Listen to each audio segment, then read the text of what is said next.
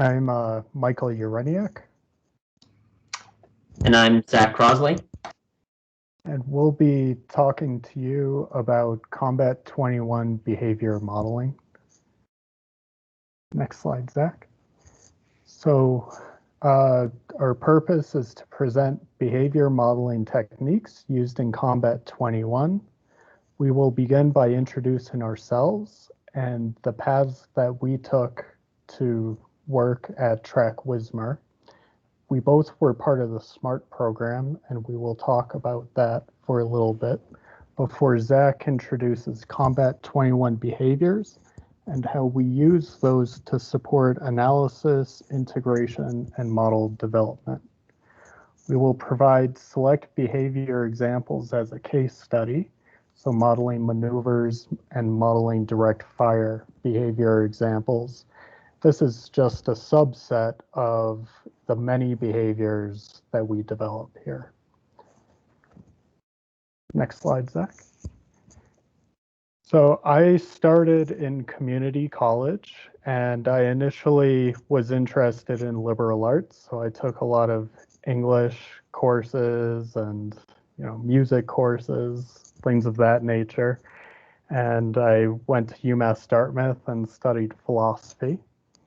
And as I got further in studying philosophy, I realized that I needed more math courses in order to understand what was going on, because I was interested in epistemology and philosophy of language. So a lot of set theory comes into play, and also artificial intelligence techniques, of which I had no clue because, I was off reading Plato and Aristotle and Kant and things like that. So artificial intelligence seemed pretty far and away beyond my interest.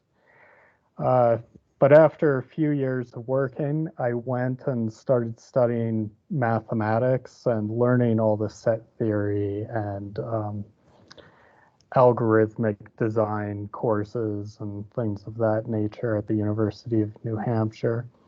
I fell in love with mathematics, and anyone who knows me, they know first thing I generally say is, "Hi, I'm Michael, and I do math." So if you see me around work, if you choose to join us, then that's probably how I'll introduce myself. And I got so excited that I taught math at community college for a couple semesters, calculus and algebra. But I was really interested in studying more, especially mathematical modeling. So I went on to get my PhD in mathematics. And I want to impress upon you that I never planned on or never thought it would be possible to obtain a PhD. I just kept studying what I found was interesting, and I was stubborn enough and kept up with it. And then all of a sudden I woke up one day and people were calling me doctor. So you can take it away, Zach. All right, so I also began in community college on the opposite side of the country, though. So I attended both Los Medanos and Diablo Valley community colleges. And actually, while I was in community college was when I started working with the Department of Defense. I knew someone through Boy Scouts who managed internships for a naval base, who encouraged me to apply and got me in to an internship there with their high performance computing division, doing modeling as well. Once I finished at the community college, I went to Arizona State, where I did both my bachelor's and master's in computer science. In my undergrad, I had an emphasis on software engineering, graduate school, cybersecurity. So I got a bit of variety in the education.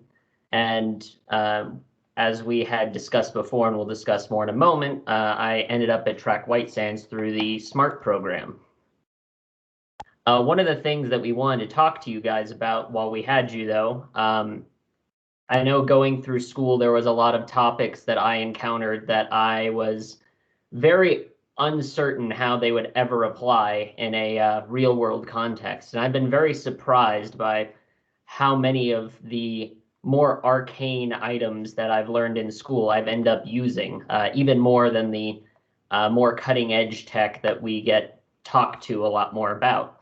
So some of the classes that we've used a lot, I obviously do use artificial intelligence a lot, but the vast majority of what I use is heuristic searches and some basic Bayes rules, things like that. I have not actually used neural networks or any of the things that people discuss all the time in AI classes. Most of my work, I've found that the techniques from my undergraduate level AI classes are actually more efficient for a lot of what I need to do.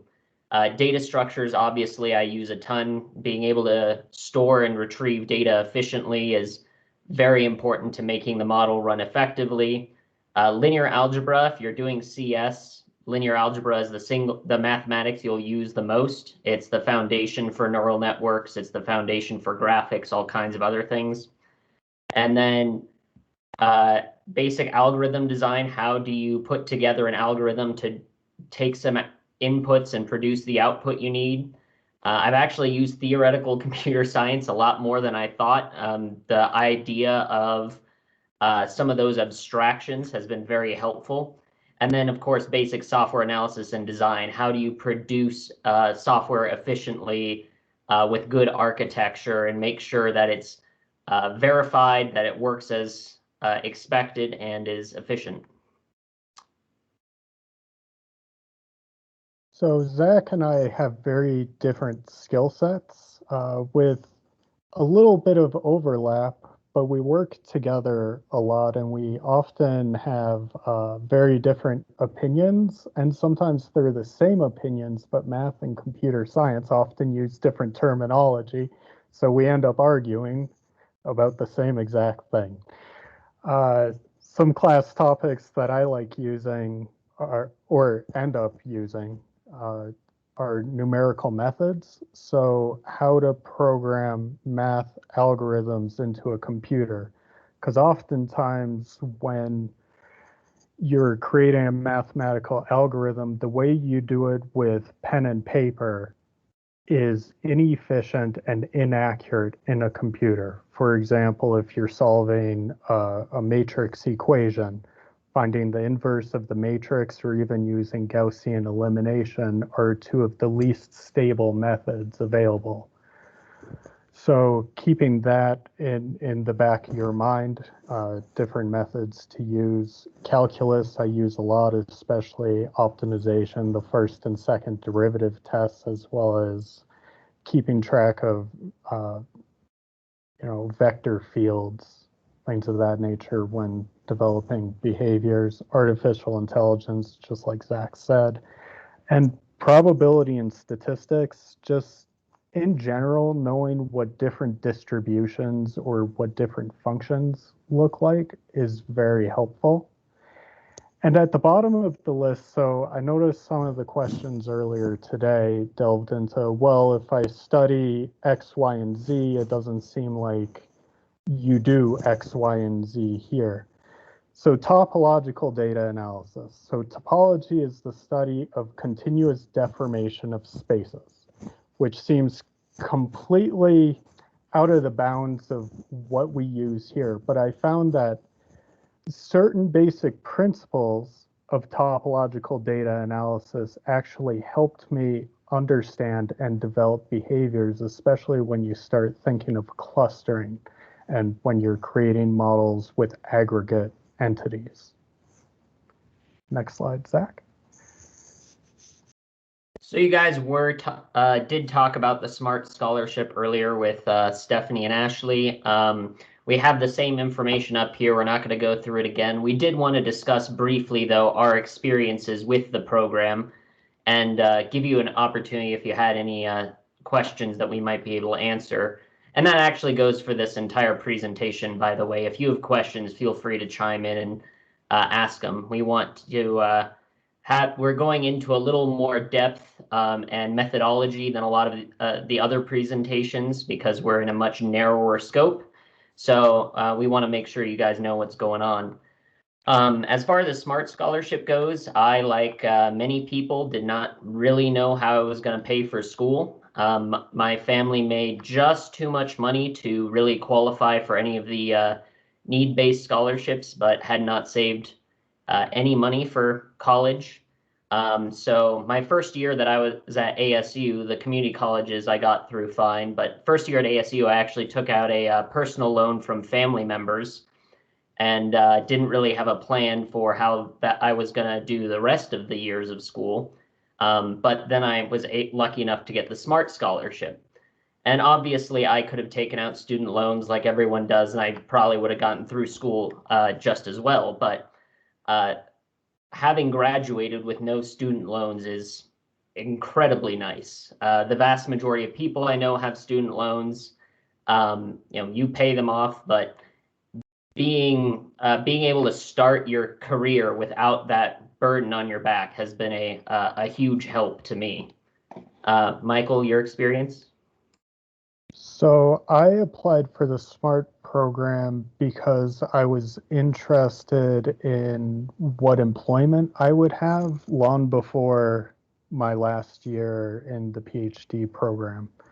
So a lot of people I noticed in years before me were very stressed out in their last year. I did not want that. But I also appreciated the fact that with the internship, it would let me think about what the job would entail and allow me to focus either my education or just reading for fun in when I wasn't working on the dissertation, things that would help me out. And I really liked TRAC-WSMR because you can imagine I spent about 4 years working on a single problem. And here it seems every month I get to try something very different. And there's a lot of freedom in that, a lot of intellectual freedom that I enjoy.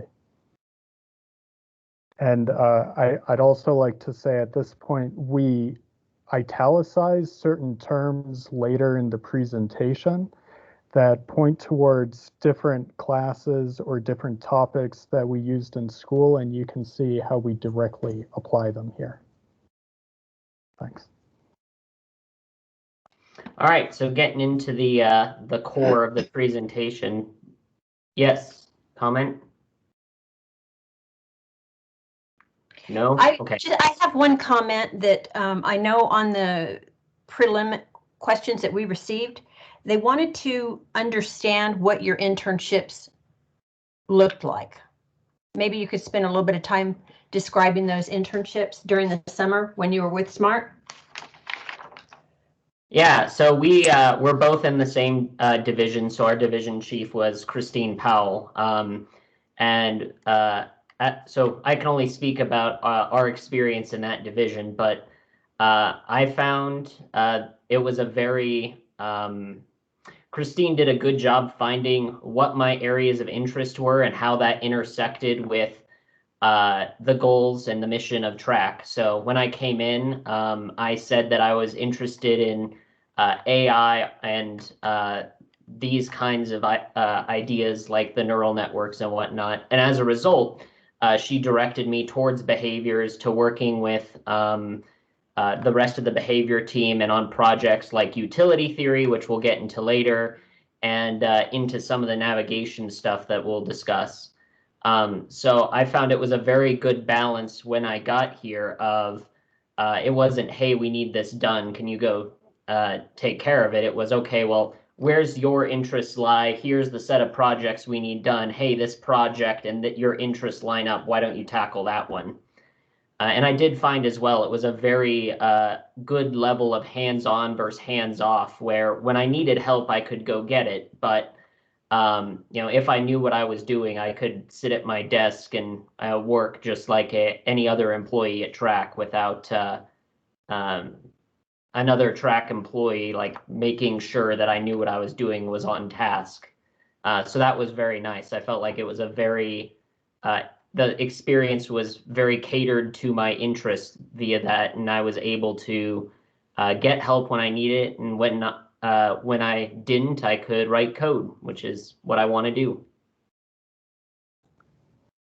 Yeah, I feel the same as Zach. When I first showed up, Christine, our supervisor, gave me a list of 4 different possible projects to think about or to work on as I started learning about track and how behavior fit in there. And one of the projects seemed to fit kind of similar to a work group that I went to on agent-based modeling the previous summer.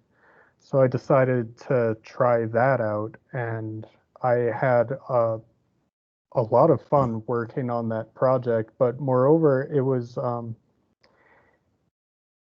I actually felt useful in the internship, and yeah, Zach's nodding his head. I didn't feel like I was just grabbing coffee for people. Like I was, it wasn't a big project, but it made me feel like that I was contributing, but the way the project developed, I learned a lot of the tools, and I got to meet a lot of the people in the modeling and simulation directorate, ask them questions.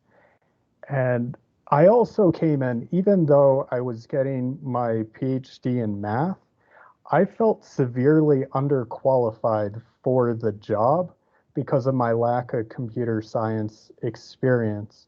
But I have to say that the group has been very nice. They've lent me books. They've taught me uh, different programming techniques and languages and explanations about that. And that all started with the internship.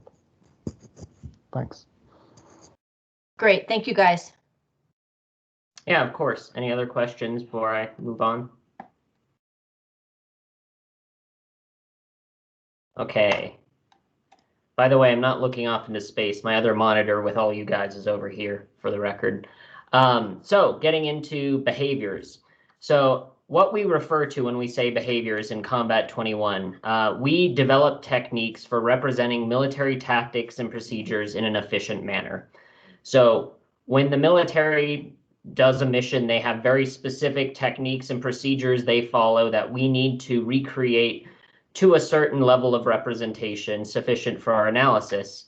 And we need to do that in a way that is easy for the integrators to put together into the scenario and easy for the computer to run where it's going to finish at some point. So relating this backwards to what you've seen, the Combat 21 model, that is what physically runs the scenario. It contains our physics calculations, line of sight, all of that. SITS is what the integrators use to define the scenario. They define behaviors, the entities in the scenario, where they are. Behaviors are one element that those integrators play with. It's defining how the entities can move and when they should move, when and what to fire at, etc. So it's one of the components they use in SITS. And one of the big focuses recently has been automating some of the processes that they used to be doing by hand. Now, the integrators, as you might have noticed, have a very difficult job. When Combat 21 was first built, we were doing a lot of simulations modeling squad level or platoon level analyses. You're talking 100 entities in the simulation. Now we're dealing with thousands of entities in any given analysis. And when you have that many sitting there and doing very low-level definitions of how to move, what to fire at, it becomes very laborious. So we're trying to use some modeling and AI techniques from academia. We take a lot from the gaming industry as well to try to find ways to automate certain behaviors that the computer can do, so that way they can have a much an easier job of trying to just organize the scenario rather than micromanage it. And when we're creating these behaviors, there's a lot of things we have to take into account, and that's kind of what makes this difficult. For one thing, we like to think about reusability. It's one thing if we can automate and try to help them with integrating a certain behavior in one scenario. That's obviously helpful to them. But we want it to be reusable and generic enough that they can use it in all their scenarios as much as possible. If we help them define some fires situation in an analysis, and then when the next analysis comes, we have to redo that process to do the same fires engagement or a very similar one, that's time that we could be spending working on other things. So trying to figure out how we can make them as independent of context and generic as possible is a big part of what we think about. Scalability is also huge. As I said before, we're talking thousands of entities, and we need the computer to be able to run this thing within reasonable time. So we need to know how many entities can you apply this behavior to before it starts to slow the computer down. How can we make it more efficient where we can bump that entity limit up so they can use it on more and more of the scenario? And of course, accuracy. We need to make sure that it is close enough to the real world that we're getting good analysis out of this. And we need to make sure that subject matter experts can look at it and verify and validate that, yeah, that is close enough to what I would do in the real military situation, and it's sufficient for your analysis. And when we say behavior, sometimes what we're building is run in the model and it's happening at execution time. Sometimes we build things for sits that help in pre-processing. The key is that behavior development supports the need of the study and analysis. So what we do really depends on what's needed. And that gives, as Dr. Ureniak said, some of the variety that we really enjoy in this job. So one of the big projects I've been working on is maneuver. It is a lot more than just movement. Maneuver is tactical movement. You're trying to place your forces in an advantageous position over some adversaries. And it's the basis of a lot of our complex behavior. Whenever you have a scenario, you've got a lot of entities moving. And there's a lot of different types of maneuvers. We have flanking maneuvers, we've got bounding maneuvers like bounding overwatch. And which one you use really depends on your situation and the entities in question.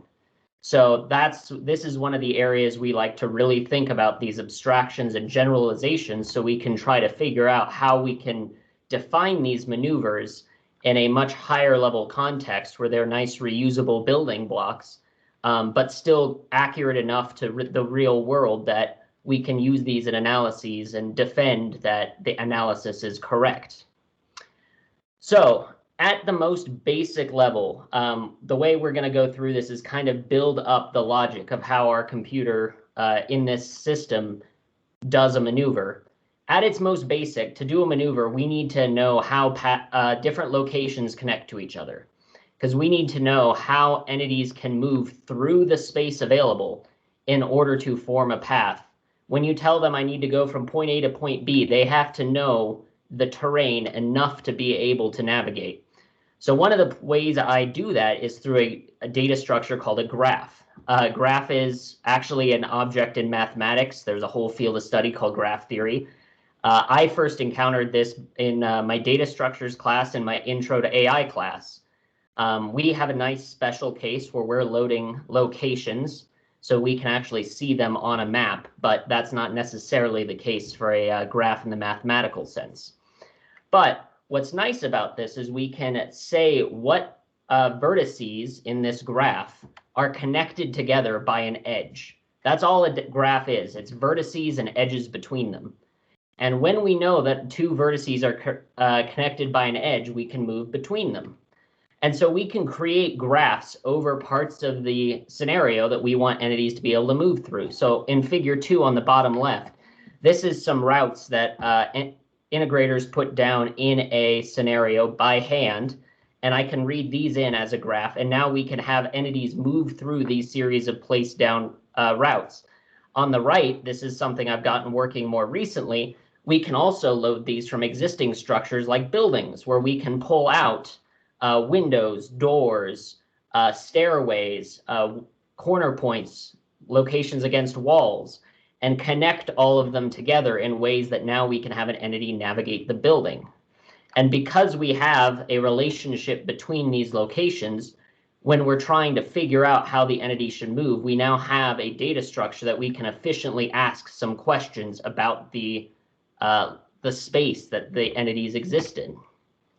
So when you're trying to do a maneuver, you're obviously moving from point A to point B. Now, a lot of times we specify that point B as this is where I need you to go. It's very defined. And that's totally fine when that is what you need to do. The difficulty comes in with situations where these studies change a lot over their lifetime. And when we have those things explicitly stated, changes to a part of the study over here may suddenly change that part. Now you have to go redo that. And some of that's just, you know, part of the terrain. But one thing we've been looking into a lot more is terrain reasoning software, being able to find where the entity needs to move, not by giving it an explicit location, but by giving it the constraints it needs to find in a location. So things like building windows, cover points, vegetation, etc. We can try to tell the entity the type of point we want it to get to and the properties of that point and have it do it automatically. And once you get a bunch of these points, you can then figure out which one's the best to move to via some scoring system, such as utility theory, which we'll discuss a little bit more later. So figure 4 is just an example scenario which I put together for one of these such behaviors, and it's for a tank defilade maneuver. So tanks don't like to sit out in the open. They're very expensive. They don't want to get destroyed. They like to sit behind hilltops, come over, shoot, and go back. So that way they stay safe. They're out in the open as little as possible. So we've got a nice hill here, and that curve kind of shows where the hilltop is, where you go to peek over. And what this scenario does is, using terrain reasoning, these tanks repeatedly find a new location to peek over that hill so they can take a shot. And they're judging these locations based on whether they're coming over a hill, so that way they're in cover. But also they're trying to keep a good distance between the last point they came up and the point that they're going to jump over. They don't want to come up in the same location twice because that makes it easy for them to be targeted. So they're kind of alternating between locations. And so just by creating a system where they're able to find these points on their own, we can just set it on the map, say, hey, do a tank defilade, and it'll do this behavior. And it doesn't matter if you move them to a different part of the map, it'll still work. So getting back to maneuver, once you know your point A and B you're trying to go between, now you can build a path, a series of locations which you traverse to get to that endpoint. And one of the ways I do this a lot is heuristic search. Specifically, I use a A-star algorithm. So A-star, when I say heuristic search, it takes a heuristic function, in this case, and the most common case is Euclidean distance, and it's an algorithm that tries to minimize that heuristic. So I try to minimize the amount of distance it takes to go from point A to point B on this graph. And this is an extremely powerful technique. It's from my undergrad intro to AI class, but to give you a sense of the ability of this thing, this is a building. It's got multiple stories. I've never seen anyone use an A-star across multiple stories where you've got a single stairwell connecting it, but out of the box, it just works. So that point in red is a stairwell, and what you're seeing is the path an entity produced to get to that stairwell, go up to the second floor, and then go over to the destination point on the far left. That's without any modifications to the algorithm. That's just how this algorithm, how powerful this algorithm is, that even in a weird case like a building, it just works. So don't underestimate some of the simpler AI techniques. They do a fantastic job. And so once we've got this path, now we can build up maneuver. If we know where we're going, now we can start to coordinate how the entities move together to produce a bigger maneuver. So one that we built is a bounding overwatch. So this is where entities are moving one at a time in a bounding formation. That way, no one entity is ever exposed without another entity able to cover it. You want someone who's stationary to provide cover. And this is just done once you have a path. It's very easy to split up that path into multiple segments and to then coordinate via stack who's going when and to where. And so that's how we can take abstractions about this space just via a graph, and then start to do some of these complicated maneuvers without having to specify all the details. And bounding in particular is one that integrators found took up quite a bit of man hours. It was a bit laborious to sit there and try to make sure they're moving one after the other. So being able to automate this process has helped them be able to focus their attention elsewhere, especially as these scenarios get bigger and bigger with time. Sometimes we might want to create paths that are not built on ready-made graphs. Now, you can always make a graph. You could just come up with a regular grid and then go ahead and do the A-star search. But if the area is vast, or you might want some subtlety in your movement, there are other methods in which you can find paths in continuous space. Now, some of our behaviors were requested to develop them, and some of them are anticipatory. So we're anticipating future needs based on the scenarios that are going to be developed. And this one was more anticipatory. So I spent a literature search because I was interested. So I'd even on the weekends, sometimes for fun, just look up path searches because, you know, I'm Michael and I like math, right? So I found one method that used fluid dynamics, and I thought, wow, this is great because I spent a couple of years studying computational fluid dynamics, and here's an application of it. And what it does is it treats a path like a fluid stream problem. So you think of your initial location as a source and the end location as a sink. So imagine a bucket, right? You have a hose going in one end and you have a vacuum coming out the other at the same rate. And if you look at the streamlines, those are potential paths. Now we can make this a little bit more complicated. Instead of a bucket, think of it like a sponge. So the porosity in different areas allows the stream to move easily or more difficulty in those areas. Looking at figure 8, if you want to try to avoid buildings, those black polygons are buildings, and we can tell the algorithm, hey, we want the fluid to have a difficulty permeating these regions, or if there's line of sight, or if the terrain is very steep, or many other different terrain features we can put into the algorithm. And then when we model the fluid as a partial differential equation, we can compute the fluid velocity, the horizontal and vertical components at each location, which then creates a vector field. So the paths are wholly determined by their initial condition. And by perturbing the start location a little bit, we can develop many different paths, and then we can use different optimization algorithms to figure out the least cost path for us. Next slide, Zach.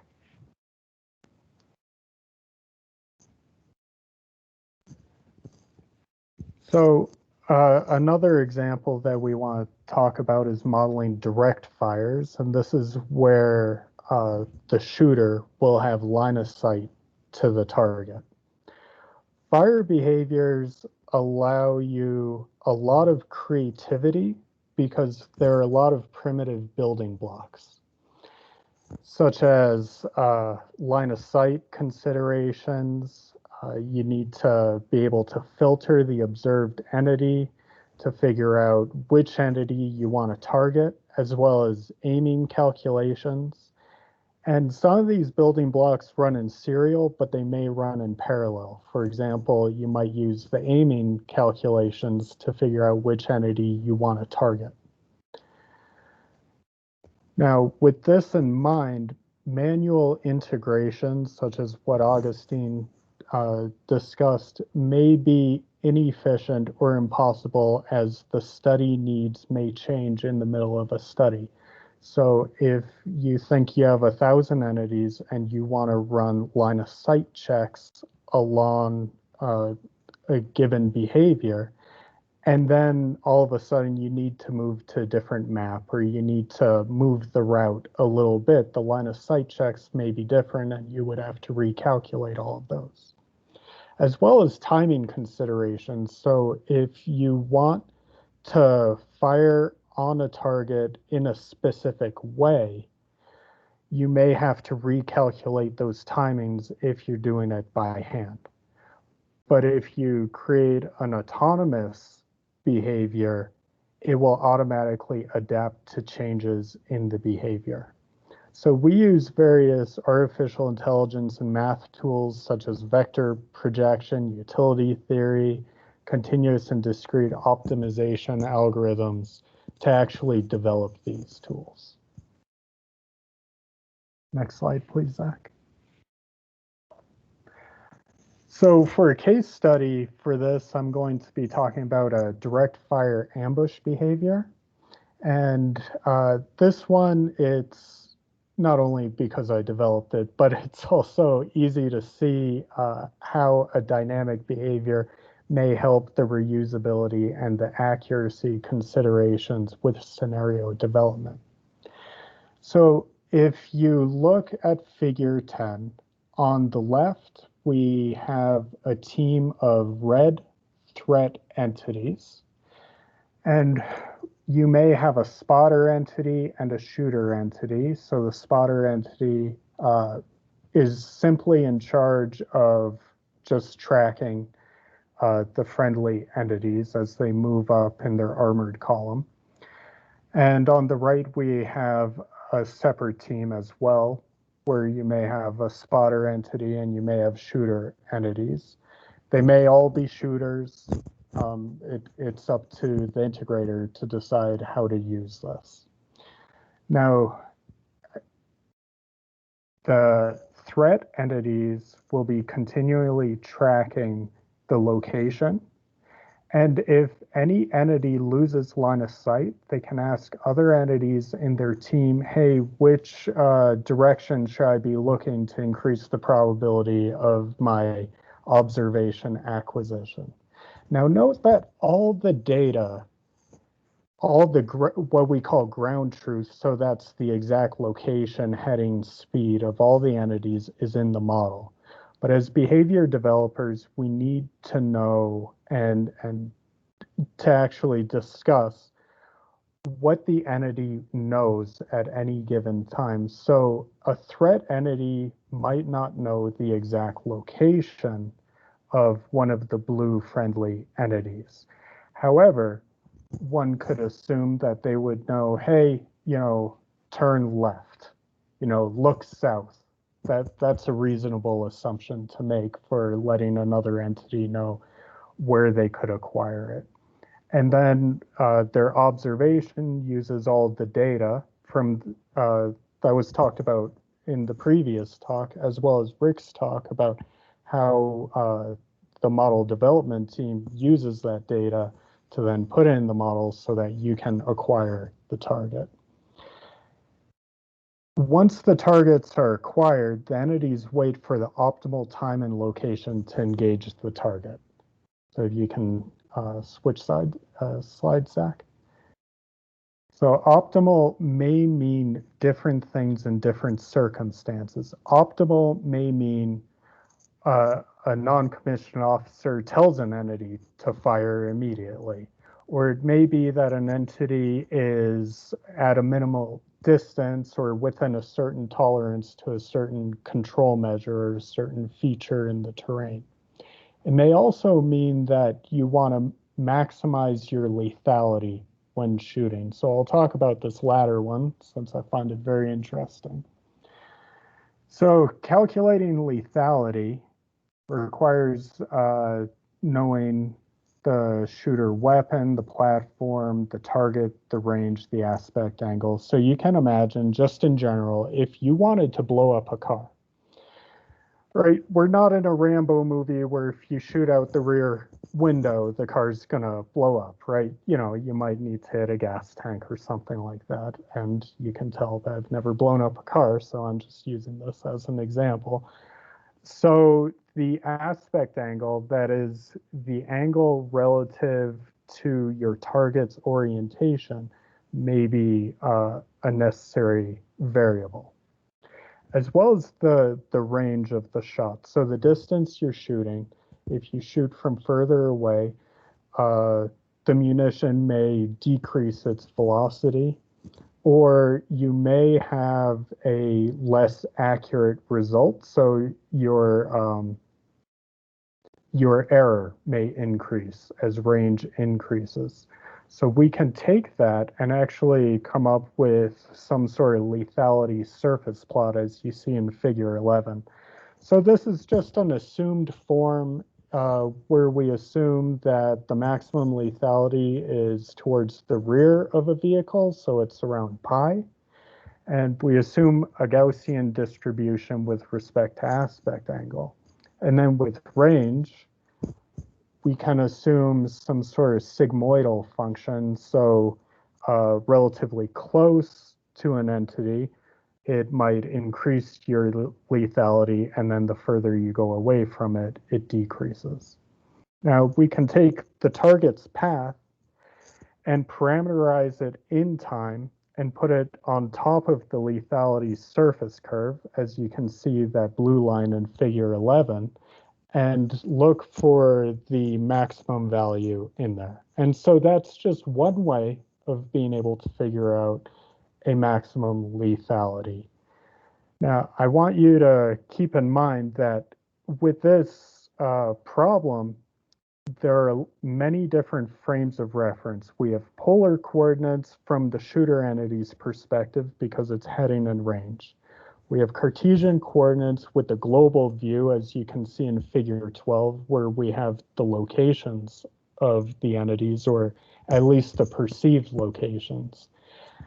And then we parameterize these perceived locations in time and transfer that information into this abstract surface plot. So there's a lot of creativity that's available to you when you're creating these different behaviors, and a lot of different aspects of what you learn in school, or sometimes you just think about something in the right way at the right moment and you have the clarity of thought to write it down right then, is very helpful. Next slide, please, Zach. So here's an example of where we put it all together. You'll see an armored column of friendly forces moving north into a kill zone, which is denoted by that red polygon. And now if you pause it right here, Zach, we can see that the threat entities are starting to look towards the armored column. Now, the team on the right are looking towards the rear entity, and the team on the left are looking towards the front entity, and they will automatically do that regardless of what friendly force approaches. So if we scrambled this unit, they would still look at the front entity, or if any of the entities are mobility killed, they'll still look towards the front entity of the column. Now, as the entity that they designate as a target approaches one of those two waypoints in the kill zone, as it approaches a minimum distance from there, they'll begin firing. And once one entity fires, it signals the rest of the threat entities that the ambush has started and they will all begin firing. So now we'll watch it develop. And we can see the entities are entering the kill zone, and the threat entities are calculating their target of interest and calculating the distance from the waypoints. And now we see that the left entities, they begin firing, and the rear entities begin firing. And we can see that some of the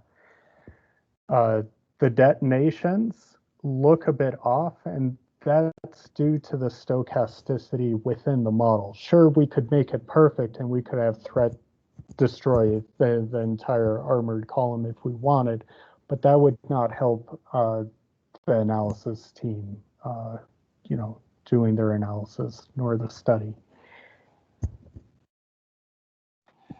Next slide, please, Zach. So I've actually worked a little bit on direct fires in the past, and as Dr. Uraniak said, one of the fun things for the two of us is that when we both get the same problem, we have different approaches, having come from different backgrounds. So one of the methods I've used in the past for direct fires is called utility theory. Now, you may recognize the term from economics, which is where it originally came from.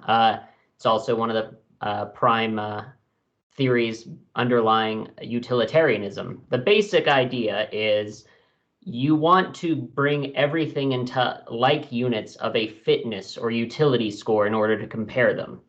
And we can calculate this just by doing a linear equation of some variables. So we can take into account the range of the target, the lethality of the on the target, vulnerability, weapon range, etc. A bunch of different parameters of the scenario, and using them try to calculate weapon pairings. What is the best way to engage this entity? And comparing different options by calculating this linear equation of weighted relevant variables, we can get at which option is the best. Now, one place you might have actually encountered this without knowing it, and actually one of the pioneers of this concept, is The Sims. Back in the 90s, when The Sims first came out and people noted, wow, they act so natural, which by today's standards is hilarious, but at the time it was impressive. The way they did that was through utility theory. They had in the actual code desires for each sim, defining how much energy they had, how hungry they were, how sleepy they were, and would do this linear calculation to figure out a score for each, compare them, and whichever one was the highest, that's the one that the entity would act on. And a lot of video games use this now. When you're playing a modern video game, some of them are using neural networks and processes like that now, but a lot of them still use utility theory to enable entities to figure out which action is the best one I can take right now. Should I dodge this grenade or should I keep engaging? So this is another method of approaching that same problem, and it works for a lot of other problems too, like that tank defilade. So as always, there's many different ways to go about solving a problem. So in summary, the behavior team, we define how the entities in the model act and react to changes in the simulation.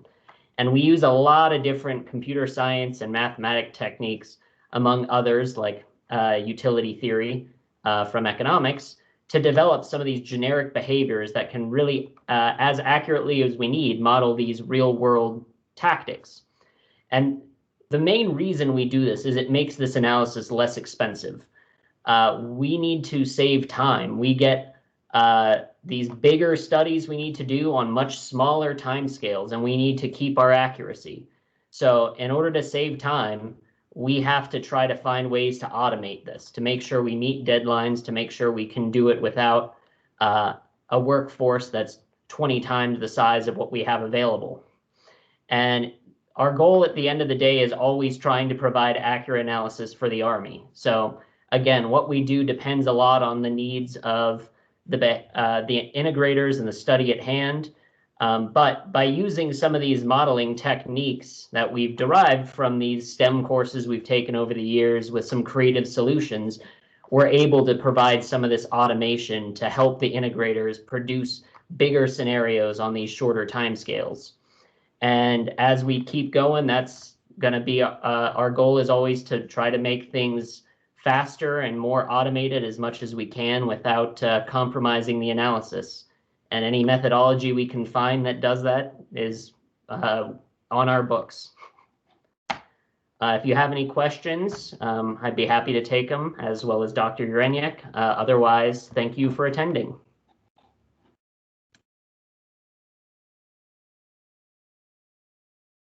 And I would like to add that these behaviors, they may seem complex and everything like that, but there's a lot that goes into it, and it's not just the person building the behavior.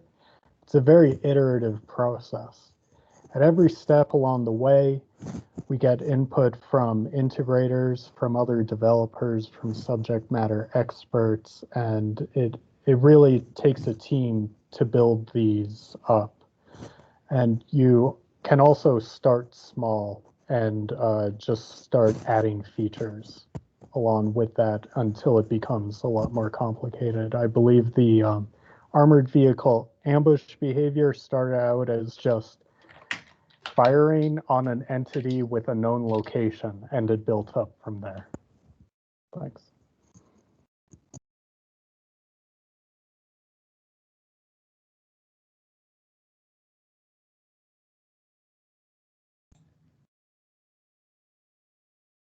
Okay, still waiting for questions.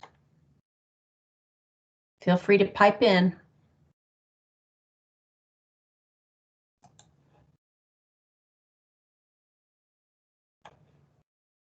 Okay, I don't think we're going to get any questions. Those were excellent presentations. I really enjoyed that very much. I guess we can sign off, and for the students, we're looking forward to hosting the second day tomorrow. We're going to start once again at 8 o'clock. It'll be a separate main meeting room, and we'll once again have the one hour with our IT team if there's anybody that needs to test the connection. So thank you so much to everybody for joining us, and we'll see you tomorrow.